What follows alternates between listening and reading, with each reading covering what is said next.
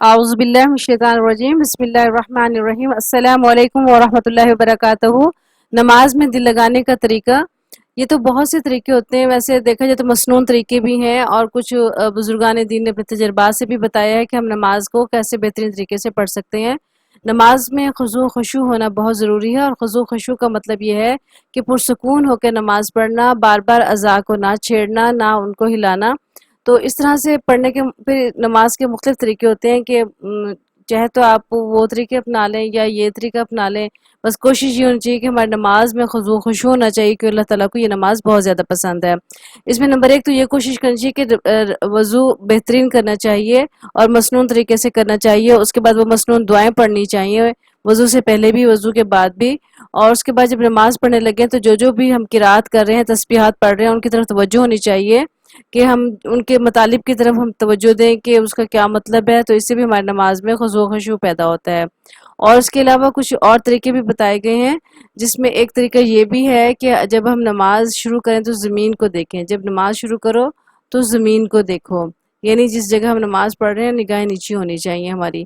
اور فائدہ اس کا یہ ہے کہ مرنے کے بعد ہمیں زمین کے اندر جانا ہے، یعنی ہم نے یہ سوچنا ہے کہ مرنے کے بعد ہمیں زمین کے اندر جانا ہے۔ جب رکوع کرو تو پاؤں کو دیکھو، ہماری جان پاؤں سے نکلنا شروع ہوگی، یعنی یہ ذہن میں سوچیں کہ ہماری جان جو ہے وہ پاؤں سے ہی نکلنا شروع ہوگی۔ جب سجدہ کرو تو ناک کی سمت میں دیکھو، اس کا فائدہ یہ ہوگا کہ سوچنا یہ چاہیے کہ مرنے کے بعد سب سے پہلے ناک ختم ہوگی۔ اور جب بیٹھ جاؤ تو نظریں جھولی میں ہونی چاہیے۔ فائدہ یعنی اس میں ہماری کیا سوچ ہونی چاہیے کہ ہمیں خالی جھولی دنیا سے جانا ہے۔ یہ سب کو بتاؤ کیا پتہ آپ کی وجہ سے کسی کی نماز درست ہو جائے، جزاک اللہ خیر۔